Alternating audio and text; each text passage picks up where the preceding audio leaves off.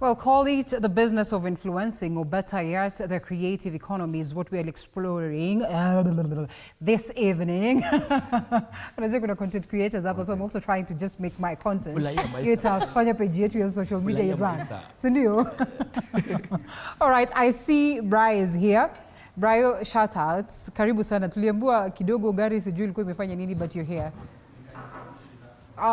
You know, na? Mechanical All right, we come to this side. I am sure that you could be having a question or perhaps your opinion on the creative space, because it looks like it's quite friendly. And the beauty of it is that, you know, it's open to everybody. Yes. We say that you cannot make it on TV, but you can surely make it on YouTube if you want to. So yes. Hello everyone. Hello. I'm Mark Bryson. A master's student from Kenyan University. The former academic minister. Okay. I don't know that Ben Awamalines can recall us. It's a time we called him for a show at Kenyan University, the year 2023. Right. Yeah. Mkamlipa do? No. Poa. Hatukumlipa.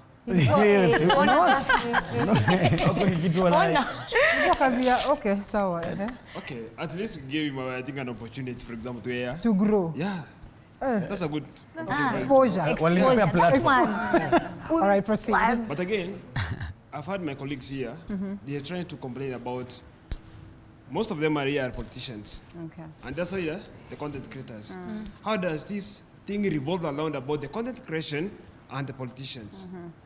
How does the content creators influence the politicians, and how does the politicians influence the content creators? Okay. And from there, probably expect the question to be answered from the both sides. Okay. Generally. For example, the way when I was in Kenyan University, we used to use the content creators to influence students toward a certain particular agenda for us. Have the mic up. But again, for the content creators, how can you influence our politicians? And that's the way. This amount of agreement, we do agree. We do pay you. That's okay. But again, there are some students there who are followers more than, I think if you remember, there's a guy in Mount Kenya University known as Asto, of more than 100K followers. More than an influencer. More than an influencer. Okay. But again, how can we make this guy to monetize this thing? And first of all, solution, there must be a problem. And if there is a problem, there must be a solution. And where there is not a problem, there will never be a solution. So we develop where there is a problem. So, if you are complaining, you as the content creators, and whereby the audience are looking up to you, that probably you are somehow making a lot of money. And if you are not making that money, why do you that's the question. And you are meant as the audience to believe you are not making the money. But now, how can we make you to make that money? So, where is the problem? Okay. Actually, valid question. We aren't complaining. What we're telling you guys, we're telling the actual truth. I want to come in front of you guys, I tell you, I have millions, and at the same time I'm suffering. We're all Kenyans, we're all trying, and we all want to get there up. Yeah. You've asked how politicians are benefiting from influencers, and how influencers are benefiting from politicians. Politicians are our rulers. At the end of the day, they are the top. They are the tops. No? Yeah. But then from us, we have to tell people, this politician is good, Babuino is okay, so we both need each other. You dig? So the only thing I will tell you, don't make it look like influencers aligned to people that are not making money or whatever. We're making money, but then it's not that money which will say that I can be going outside, tumbili nyeke, nikienda nje, nitoe 200 kumi, nimetoa 2,000. So, unapata at the end of the day, you have family, you have your mother, you have children, you have your brothers. I can't go in outside, I'm helping you people, and at the same time, my people are not benefiting from it. So we're not lying to you guys, we're telling the truth, the actual truth. We all struggle to make it to the top. Same way politicians have to make it to the top, we also want to make it to the top. Have I answered you? Kuna swali lingine ameuliza about kuna huo politician amesema kuna 100K followers. You just do like Salasia bwana. Bas, exactly. Hiyo barabara unajenga, ifanyie kipindi alafu wekelea. Tunaona kazi yako na at the same time YouTube inakurushia kitu. There's that question of us looking expensive, but we kind of don't have the actual money. The thing is, we are influencers. We are influencers. Like we are given. Sometimes you are given service, sometimes you are given goods. You get? Come in, mepiga njumu expensive, nimetag mwenye njumu, una get? I was not paid the money. Napewa moti endesha mwezi moja, influence nayo. Mbona umefika hapo? Yeah. Ajakatazwa sasa amfanya tu extraordinary hotel. Unaweza ingia online ufanye hivyo benefit. Alafu at the end of the day hata si mambo nakupatiwa ngoma nini. Unajua tunaka tumevaa nafikiri mambo jingi. Tumbili, nguo umevaa nafikiri 10,000. Hapana. Mnakanyi mnafikiria hata amevaa nguo. Ni vile ni kali. Ni vile ni kali. Ya look presentation. Kapoa. Hakuna mnakata mtu kapoa. All right, let's advance the conversation. But he asks very important questions. He asks very important questions. One, because he talks about politicians, who we all know very well are the lawmakers. And therefore, they are very instrumental in making sure that they can help us, grow a certain industry. Have you had conversations with them that would help grow the creative economy, in the sense that to see semange tu ati watu wa country ingine wana make do watu nini like structured way and policies that are going to help us ensure that all the content creators and every other person that is in the heart of this space is making money decently, number one, but also good money to earn them a decent life. Are we having these conversations, maybe? Okay. Ama unataka turushie Brayo pale? Brayo kuna mic. Then we come to you. Msaidie na mic so that we also get to hear. Kama these conversations are actively being. Yes. Ni ajeni? Kofiti. Kofiti sana. My name is Brian. On Instagram, Brian's Cult. TikTok, Brian's Cult.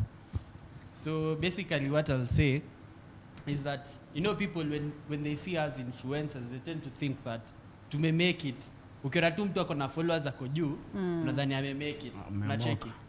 But the actual sense is that mtu akijiweka poa, your presentation really matters. Ni kama ukiona tu politician ako na gari kubwa nini hapo, unajua jamaa ako na do. So presentation of how you present yourself actually really matters a lot. And so as you await to probably make it, because then that's the ultimate goal, that okay, nita influence kidogo kidogo, siku moja hustle litajipa. I'm asking this, do you get to engage the policy makers, and in this case maybe the politicians that he's talking about, those ones that can can instruct and as well just change policies or actually have some laws coming on ground that are going to first of all protect this space and make sure that, of course, there's a decent way of earning a living out of it? Because I also get to hear lots of complaints that maybe ulikutana na huyu manager akakucheza, or maybe ulifanya job na msee fulani wakakupromise this amount of money, then they did not live up to their words. So actually, you see, for the content creators, they actually need some rights that will govern the how we get to be paid. Because people at the top, you might find, say mimi nimeitwa gig, I've been called for a gig to perform. Utapata huyu jamaa maybe the money that was given, it was meant for him to pay me, atanipatia yote, anakata. So you see, kuna vile. Is there no agreement before? Why do you get to agree? There's an agreement. There's an agreement. Papers are there. But anakuja nakwambia upatia show kula hii. Kula hii tulia. You can't do nothing. And then at the same time, hizi ni papers. Sumse pia anaweza enda edit. Anaweza toa paper hapo juu, alafu naenda edit. You're supposed to have a copy of this. Sasa hiyo copy si ndio proper understanding. That's the thing. Yeye ndo amenegotiate. It really depends on how smart you are and how strict you are. Personally, as Smurf, people know me as a strict person. Right. So if you come to me, I'm not going to talk about the government. I'm going to talk about an organization. Let's say it's an event. They want me to market for them. Just the first day they come to you, ask them for a contract. Right. Yes. And if they start diverting, they're going to tell you, I'm going to send you the contract next week. Just tell them, I'm not going to do this for you. Step out. I don't need you because we are supposed to need each other. They normally say, they normally come in this way. You know what I'll do? I'll give you 10 tickets. Instead, we get to give that work. That's what I'm talking about. Say no to it. Like be very strict. Okay. If you're not gonna go through my terms, if you're not okay with my terms of giving me my contracts, if you're gonna give me 3 VIP tickets and maybe 30K, this is what I do personally. I don't know about you. This is what I do personally. If my agreement is 50,000, pay me 25,000 today. Deposit first. Before starting. And then include in your contract. The people who have worked with me know this. Include in your contract the other half. pay me 2 days before the event. Oh. Because after the event, they're going to ghost you. That's what I do. All right, do you have a manager? Yeah, I do. You have a manager? Yeah. All right, interesting. I think it's important. We also just need to understand the role of the managers. Yes, Brian, we took it away from you. So basically, what I'd say, we actually need laws that will govern us. Instead, because there are laws that we have, our managers have. But then, utapata, maybe someone up there is bigger than your manager, so they tend to use you. But then, Brian, we've seen this way, even the managers are being paid. Manager anakudanganya. That's why you have to. You have to be very keen. All right, we're coming back to you guys for more questions. But before that, I just want to understand, because you've really insisted on the importance of having managers. I mean, why do we talk about managers who are to trick, when chezea mbaya, but we still see the essence of having them one day? Yeah, you have to have a manager. Okay. Especially if you are in a space where you are able to make money with your page. You need to have someone who will advise you on how to navigate these things. There are some brands who will approach you and they'll be like, just do this first and then I'll pay you after. I assure you, I'm a legit brand, I'll pay you after. But you see, if you have a manager, your manager will tell you, we're not going to do that job until we sign a contract. And don't sign that contract until you're comfortable. Because you matter first. What you're bringing to the table is a lot. Because you see, I think for me, as an actor, actors have Kenya Actors Guild. A guild where we sign. At least you're under, yeah, we have lawyers who can do the negotiation for us if you have contracts and everything. Creators haven't yet reached there. So my hope is, I hope there'll be a community that will be created for even those creators who are not able to afford managers. Because managers are also pricey. They're pricey because someone can tell you, I want to take like 40%. Or someone, or someone can take 60. What will you do? Your secret. Do you know who's Burna Boy? Who's manager? Who manages Burna Boy? Who's the mom? His mom. Davido. Sister yake. Thank you. Ask me who my manager is. Yes, who is it? My manager is my mom. All right. Yeah. So you're talking 40, it's not a pain. Yeah. It's but let's be honest. What is in this space of a manager? What does it take to get a manager? Because you see, you also just don't want to get someone who's clueless. Yeah, you also have to They have to be smart. Yes. They have to know what you're doing. They should understand the game. Understand the game, the laws and the regulations. Right. Billy's saying the manager is the daughter. And I'm going to pay school fees. The manager Actually, some managers, as Flako said, some managers are rigid. They're going to cheat you because, of course, they're there for their business too. They want to earn something, so they're going to lie to you. So I'd say this, if it's possible, make sure that your manager is from your side. Someone from your family. And you learn together. Yeah, exactly. And they know the game. All right. They're smarter than you. Or someone who will coming back. Or someone who can call you and will just be around. But you know the thing. Hapa ni kama hatutaongea leo kidogo tu. Ama unataka kusema kitu, sema kidogo. Yeah, what I just wanted to say, sometimes we can't make money because as they have said, unapata kuna agencies pia zina represent hizi brand zenye tunatangaza. Okay. So the agencies wow, they are like now the face of the influencers, you get? So wakienda kuuza, wanaenda kuuza na bei yako, but watarudi wakuambie kitu tofauti. Na get? Na ataambia manager pia kuambia kitu tofauti. By the time kuna chain. By the time unafikiwa na do yako, But Linda, you will look good like uko pale kwa billboard, you are pushing a product, but again utapata msia na push product na hakuna kitu alipata. But why would you do that? Again, some of us influencers, we get excited with some brands. Say anataka tu apusha onekane, but haina kitu. Nyuma ya tent apewi kitu. Unaona? That's why unapata mse anakaa rich but anataka tu onekana na pushi brand. But there's a way that a big brand then also helps to grow you. Sometimes it doesn't. Sometimes it does. I want to say something. But I feel like let's allow Imela to say something. But I feel like like when we wrap all this up, it goes down to a personal extent. I need to know my worth. If a brand comes to me and it's telling me wanataka kunilipa 40K and I know I charge 60, I should be okay with saying no. Another thing, creators are not okay with saying no. Kuna hiyo urge ya feel chosen, and there's also this glorification that I feel like I'm validated as a creator when I'm working with certain brands. Though hapo napata creators work with brands for exposure. At the same time, I want to work with a really big brand because I'm a growing creator. If people see me growing with this big brand, kuna hiyo I'm making content, I'm being consistent with it. I feel like with creators, we need to be really okay with saying no. Because that's when brands want to take advantage of us and exploit us for the influence that we have. So creators, we need to, because also with creators who are growing, I can't be able to afford a manager. So there's no one who can advise me about what I should charge. But if I know my worth, I know, this is not enough money for what I'm about to do. So yeah, ideally with a creator, you really need to know your worth and stand on it. Unapata mtu anasema deal ya unga na analala njaa. All right, I want to pick someone who's not said something first, and then you also. All right. Okay, thank you so much, Linda. My name is Arnold Zablon, and funny thing is that today's scope, based on our discussion, is about influencers and entertainment. And I'm actually the Sports and Entertainment Secretary at Zitec University. So I'd like us to take us back, Kiasi, when my fellow brother here asked about how politicians and influencers benefit from each other. Let me talk about it on my own perspective.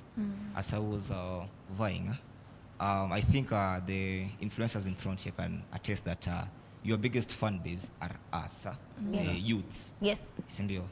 Yeah. So as personally, I can say that I have benefited from these guys, the influencers, in getting my votes, right? Because as I was campaigning, I could say like actually my slogan was Mboka Doba, talks clerically. I tell my people that mkineka hapo mbele mtapata nani na nini, ambia maboys mkineka hapo mbele mtapata smafi. Unaona maboys watasikia fiti like udema na kam. Then ambia madem mkineka hapo mbele fila kwata kuja hapo mbona nisipate kura, unaona. And also the influencers benefit the same from us, but in a way such that we are giving them a platform to grow themselves further. It's a win-win situation. Okay. Yeah, and so just to finalize on it, I just think that influencers find their niche in either beauty, fashion, dance, like Flaco, I'm a dancer actually, and we politicians find niche in politics, na maendeleo and all, right? So we correlate in everything. We correlate. And it's a win-win situation. Okay. Yeah. All right. And much as it's a win-win situation, it looks like everybody else wants to be an influencer, if you've not noticed. Everyone. That's how politicians wanataka you know, wakisha kuona numbers, the next thing, monetize aje hii page yangu. Right, you want to say something? Okay. In my case, I've actually worked with these people. So like severally, because when I'm having events, so that I tell the comrades I have a good najua watu, I know people. Lazima ni work with a certain person, nimwambie na kulete huyu artist. Then this artist lazima akue akona influence. Personally, I have my businesses actually. As other than politics and all that, I have a talent. Just as they have. I have a bakery. I market media, and I make a lot of money. A lot or enough? Let me say. A lot or enough. So I actually do it. Most Gen Zs actually, tunaona generation yenye iko hapa ni Gen Zs, but siasa mingi inahitaji Facebook. I'm actually on Facebook. And I have a big following there. Na watu wengi hawako hapo. But now millennials are like, by the way, Gen Z, kasichana wacha tukapromote tuone katafanya nini. You know, that's what I started with myself. But also, on the other end, I've also worked with influencers. Utapata unalipa mtu uko like, by the way, I don't want to mess my generation. Mimi sitaki kuanza kutagiwa hapa na kukondemiwa na watu because sikulipa mtu. So unamwambia, this is the payment, this is what I will do, this and this and this. Okay. So the minute anafaa kufika kwa event, wewe uko na program. You sent it a day before, you actually sent the down payment. I actually, the times I've worked with them, I've felt disappointed because they don't keep time. The influencers. Yes. Okay. Secondly, no, wait. Discipline. I'm speaking. It's okay. Proceed. I'm speaking from my end as person who has paid someone to work with me. Okay. I did not sympathy ni tag ama nini. No. You actually used my panel. So they don't keep time. Secondly, anataka achelewe na umwende huko. Anataka everything else to stop. Like, come on. I'm having my own event. I've called several people. A certain leader is here. Certain leaders are here, actually. So suddenly, you want everything to stop. And then finally, you give me a review. I did not get recognized as I should. Come on, you wasted your time. All right. Fair enough. As much as so as much as sisi generation yetu tunataka kuwa just there, let us meet our qualifications. Okay. Because have we met the standard? The standards zenye umemeet wewe, zenye umeset wewe mwenyewe. And I think we're going to come to solutions as they tell us. We also need to put solutions tusiumizane sisi pande, because you'll also use my panel. Watu wenye wananifuata wako like, by the way, mtu ameleta mse. Fair enough. Let's allow her to say something. Sure, thank you. And then we come back to you, Mtuambie, what are the secrets to survival? Because Bena ulianza kitambo. 13 years in the game, huwezi kuwa tu na survive hivyo kama una discipline. So what are the secrets to this? Hello guys, I'm Rebecca Tumbo. Let's have the mic up, Reb. 254 on TikTok and Rebecca Tumbo on YouTube. I influence on my brand because I'm a home and online tutor. So I wanted to know, at what point do you make content that actually influences the values in the society? Secondly, I also wanted to now address the issue of being a creator and not earning money. Because I feel like creators are just out here and it feels like it's a field for entertainment and there is no targeted influencing. Like I just cover my dance and I'm not like targeting a specific artist at the end of the day that I want to go and maybe hit on them and say, okay, you know, you've seen my dances, please book me up, you see? Or you've seen me talk on act or something, consider working with me. So there's no targeted influencing. We just influence and whoever finds us. And that's why we have the issue of not having money on our table. Because myself, with the small amount of network I have, I make enough money for my brand. Okay? So I don't have to really have a lot of followers. Does it give me value? Am I able to target the people that are going to give me back value for whatever I'm giving? And I think it's important that we understand how people get to make money online. Because mtu anaweza fikiria nikikuwa na page ya YouTube, ni hiyo pesa, zile pesa zinatoka, niingie TikTok, sijui nipewe line and all that. How do you get to make money? Ningeshangaa kama umekaa hapo mbele na utaki kuongea wewe. Okay. Hi everyone. Hi. My name is Gustavo. When my pockets are deep. When I don't they run deep, still waters. When I don't have money, they call me Onyango. Okay. Yes. When you have money? Yes, when my pockets are deep, my name is Gustavo. All right. So today's topic is very interesting because I'm also a very dynamic person. Aside from venturing into the creator space, I am also an engineering student. And at one point, I imagined that I would ditch my engineering degree to do content so that I can enjoy what I'm doing. But based on your experiences, I'm having second thoughts. Second thoughts. Don't take thoughts. Anyway, we also have a podcast called the Real 20-somethings podcast, and I think it's very interesting what we are talking about. My first question is, when you are doing content, is it better to specialize in a niche so that it becomes sustainable, or do you just do vipindire and then you blow up and then you're lost? Yeah, you blow up and then you're lost. You don't have a campus. Yeah. And then my last question is, as a content creator, how do I secure brand deals? How do I entice? How do I persuade now promoters and partners to come into the business with me and make a beneficial deal that at the end of the day, it ends in a win-win scenario? Beautiful. I love the questions from this end. I would love to answer. You called Rebecca? Yes. I'd love to answer Rebecca, then I answer one of the questions. A brief so that we also have to hear. Exactly. So Rebecca, Rebecca, you said you're talking about monetization of content creation or whatever, about TikTok. I would like to tell you, you see nowadays, something came that's called TikTok. You see, TikTok is a beneficiary app for artists nowadays. If you're an artist right now and you want to blow up easily and want to gain money, you want to gain with TikTok and whatever. There's someone called Colo Blue. You know Colo Blue? Colo Blue is getting money from artists east, west, center. Why? Because the artists remove the song, then they'll obviously want people to make challenges. Nowadays, unapata ngoma yako ibambi, lakini tumeunda challenge. Kadance kama fulani, ipigwe. Ina trend. Now once it trends, you gain money how? At the same time. People would want to understand how. Ama mtu akiingia tu hapo atajua. It is so automatic. No. You see, once you're an artist, us as content creators will come to us. You'll be like, Flaco, I have this song. Go and sit down with Brian. Try and make a dance move. Then in the dance move, there's something called DC on TikTok. See what I'm called TikTok? DC. Okay. So once I make it, I'll be like DC, Flaco and Brian. People will hop on it. Once they hop on it, it gets inakula. The more it gets, people want to know wanaenda kwa YouTube. Hata wazazi, ngoma gani kila saa nikifungua TikTok, you know?